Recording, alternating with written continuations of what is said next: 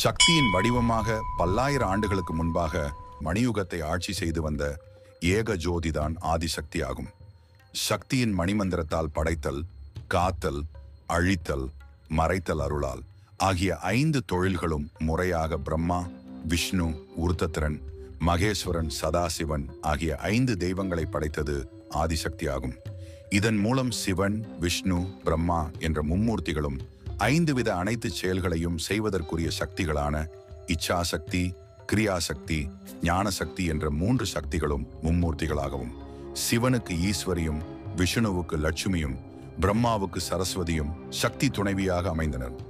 படைப்பு தொழிலான பிரம்மா தனக்கு உதவியாக இருக்க 10 பிரஜாதிபதிகளை படைத்தார். இவர்களில் முக்கியமானவர் தக்கன். ஏக சக்கரவர்த்தியான தக்கன் கோடான கோடி உயிர்களையும் முனிவர்களையும் படைத்தார். மேலும் 60 அழகு பெண்களை படைத்து தேவர்களும் மனம் முடித்தும் இந்த வகையில் ஆதிபராசக்தியின் அம்சமாக விளங்கிய தாட்சாயணி என்ற பெண்ணை பரமசிவனுக்கு மனம் முடித்தார். சிவனுக்கே மாமனார் ஆகிவிட்ட தக்கன் பேராற்றலை பெற விரும்பி மகாயாகம் நடத்தினார். அந்த யாகத்திற்கு சிவபெருமானை அழைக்கவில்லை.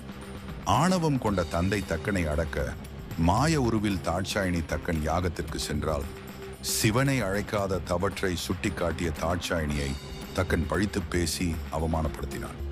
தக்கனின் மமதை, திமிர், ஆணவம் கண்டு ஆவேசம் கொண்ட மாயையான தாட்சாயணி அகோர உருவம் கொண்டு ஆங்கார சக்தியாகி தக்கனையும் யாகத்தையும் அழித்தாள்.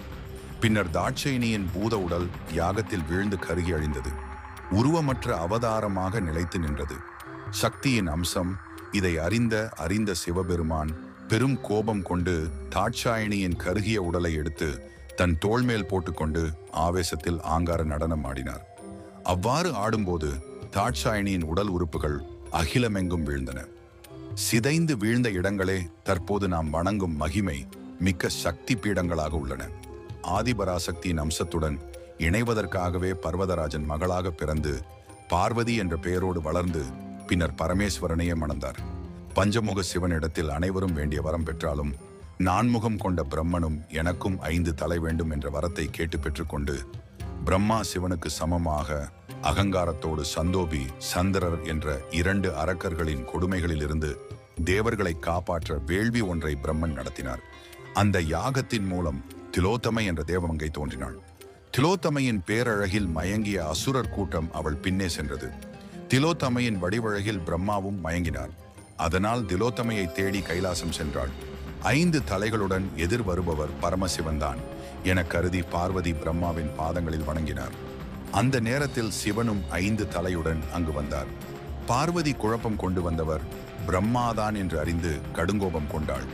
பார்வதி தேவி சிவனை பார்த்து 5வது தலை அழிய வேண்டும் என்று பார்வதி பரமசிவனிடம் முறையிட்டார். பார்வதியின் அண்ணனான விஷ்ணுவின் யோசனைப்படி பிரம்மனிடம் வலிய சண்டைக்கு சென்றார் சிவபெருமான். சண்டையில் பிரம்மனின் ஒரு தலை தன் சூலாயுதத்தால் வெட்டி எறிந்தார். கீழே தலை விழுந்தாலும் 5வது தலை பிரம்மனுக்கு மீண்டும் மீண்டும் வெட்ட உருவாகி கொண்டு வந்த வண்ணமாக இருந்தது. இப்படி பிரம்மனின் 999 தலைகள் விழுந்துவிட்டன. சிவனும் களைத்து விட்டார். விஷ்ணுவின் யோசனைப்படி கீழே விழுந்த தலைகளையும் கயிற்றில் கோர்த்து கழுத்தில் அணிந்து கொண்ட சிவன் மீண்டும் ஒரு முறை பிரம்மாவின் தலையை அறுத்தார். ஆனால் சிவபெருமான் அந்த தலையை கீழே போடவில்லை. பிரம்மாவிற்கு புதியதாக தலையும் முளைக்கவில்லை. முன்பு போல 4 தலைகள் மட்டும் இருந்தன. இதனால் சிவனுக்கு பிரம்மகத்தி தோஷம் பிடித்து கொண்டது. பிரம்மனின் துணைவியான சரஸ்வதி பிரம்மனின் அலங்கோலம் கண்டு கோபப்பட்டு சிவபெருமானும் சாபம் கொடுக்கிறாள். என் கணவரின் 5வது தலை உன் கையை விட்டு கீழே விழாமல் அங்கேயே இருக்கட்டும். அன்ன ஆகாரம், படுக்கை, தூக்கம் எதுவும் இல்லாமல் போகட்டும். சுடுகாட்டின் 3 பிடி சாம்பல் தான் பசி தீர்க்கும், பிணத்தின் முட்டி எலும்புதான் தாகம் தீர்க்கும் என்று சாபமிட்டதால் சிவன் உலகமெங்கும் அலைந்து திரிந்து வந்தார். அத்துடன் சரஸ்வதியின் கோபம் தீர்ந்தது மட்டுமில்லாமல் பார்வதிக்கும் சாபமிடுகிறாள். எனது கணவர் அலங்கோலமாக இருப்பதற்கு காரணமான நீயும் அலங்கோலமாக போவாய். உனக்கு அழகிய உடையின்றி கொக்கின் சிறகும் மயில் தோகையும் இனி உடை. உனது தாதி பெண்கள் பூத கணங்களாக மாறுவார்கள். உனக்கு பிணங்களும் மது மாமிசம்தான். மேலும் நீ அகோர உருவம் தாங்கி அலைய வேண்டும் என்று சாபமிட்டாள் சரஸ்வதி. இவை அனைத்தும் தெரிந்து கொண்ட மகாவிஷ்ணு கலைவாணியின் சாப விமோசனத்தை மோகினி உருவில் வந்து அறிந்து கொள்கிறார்.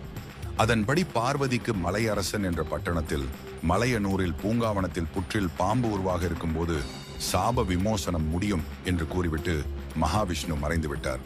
சரஸ்வதியின் சாபப்படி பார்வதி தேவி அகோர உருவத்தோடு நீண்ட ஜடாமுடி தரித்து உருமாறி நாடெல்லாம் அலைந்து திரிந்து திருவண்ணாமலைக்கு வந்தபோது அங்கே கபில மகா முனிவர் பார்வதி தேவிக்கு சில விவரங்கள் கூற, அதன்படி திருவண்ணாமலையில் உள்ள பிரம்ம தீர்த்தத்தில் பார்வதி தேவி மூழ்கி எழுந்த பின்னர் அகோர உருவம் நீங்கி மூதாட்டி உருவம் பெற்றார்.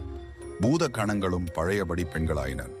அதோடு பார்வதி மலையனூருக்கு வந்து மீனவர்களிடத்தில்தான் யார், எதற்காக இங்கு வந்துள்ளேன் என கூறிவிட்டு அவர்களின் பூஜைகளையும் ஏற்றாள். இதன் பின் பூங்காவனத்தில் மிகப்பெரிய புற்றாக உருவெடுத்து உள்ளே 5 தலைநாகமாக உட்கார்ந்த வடிவத்தில் அன்னை அங்காளம்மன் புற்றுருவாக அமர்ந்தாள். இதை அறிந்த சிவன் மேல்மலையனூர் வந்தடைந்தார். அங்கு மயானத்தில் 3 பிடி சாம்பல் சாப்பிடுகிறார். அவரது பித்தம் பசி ஓரளவு நீங்குகிறது. அதன் பிறகு புற்றுமுன் நின்று அன்னதான பிச்சையிடுங்கள் என்று கூறினார். சிவனுடைய குரலை கேட்ட பார்வதி தேவி மகிழ்ந்து தன் அண்ணன் விஷ்ணுவை நினைக்க அவர் உபதேசம் செய்தார். பார்வதி, உன் கணவனுக்கு எதை கொடுத்தாலும் அவரது கைகளில் உள்ள பிரம்ம கபாலம் தின்றுவிடும். ஆதலால் மிக ருசியான முறையில் உணவை சமைத்து அதை 3 கவளமாக்கி அதில் முதல் 2 கவளத்தை கபாலத்தில் போட வேண்டும். 3வது கவளத்தை கபாலத்தில் போடுவது போல் பாவனை செய்து அதை கைத்தவறி கீழே போட்டு விடுவது போல் தரையில் சிதறி விட வேண்டும் என்றும், அப்போது உணவின் ருசியை கண்டு பிரம்ம கபாலம் சிவனின் கையை விட்டு கீழே இறங்கி செல்லும் போது நீர் பெரிய உருவம் எடுத்து 3வது கவளத்தை காலால் நசுக்கிவிட வேண்டும். அந்த நேரத்தில் சிவனை பிடித்த பிரம்மதோஷம் நீங்கிவிடும்.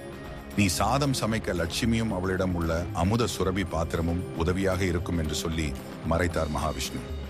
பார்வதி தேவி அண்ணனின் வாக்குப்படி லட்சுமி தேவியின் உதவியுடன் சாதம் தயார் செய்தார்.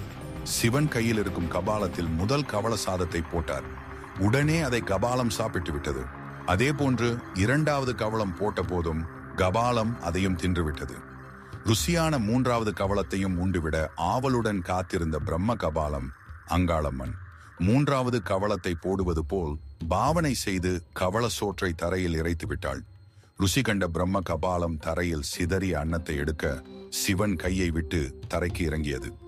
இதை எதிர்பார்த்த அன்னை அங்காள பரமேஸ்வரியாக அகோரா உருவம் எடுத்து ஆங்காரத்துடன் தனது வலது காலில் பிரம்ம கபாலத்தை மிதித்து கொண்டாள். அலறிய பிரம்ம கபாலத்தை தன் காலால் நசுக்கி, இனி நீ என் காலடியில் இருக்க வேண்டும் என கூறியவுடன் பிரம்மனின் சிரசை மிதித்த அங்காளிக்கு கோபம் தணியவில்லை. ஆதலால் அம்பாளை தேரில் பவனி வர செய்து அமைதி பெற வேண்டினார். கோபம் தணிந்த அன்னையும் தனது சொந்த உருவம் எடுத்து தேரில் அமர்ந்து பவனி வந்தாள். இவ்வூர் காசிக்கு சமமான ஸ்தலம் என்றும் மத்தியார்ச்சுன க்ஷேத்திரம் என்றும் தேரோடும் வீதி அழகு உடையது என்றும் போற்றப்படும். காவேரி நதிநீர் பாயும் திருவிடைமருதூரில் ஸ்ரீ அங்காள பரமேஸ்வரி அனைத்து பரிவார தெய்வங்களுடன் அமர்ந்து பாரம்பரியமாக அனைவருக்கும் அருள் பாலித்து வருகிறாள்.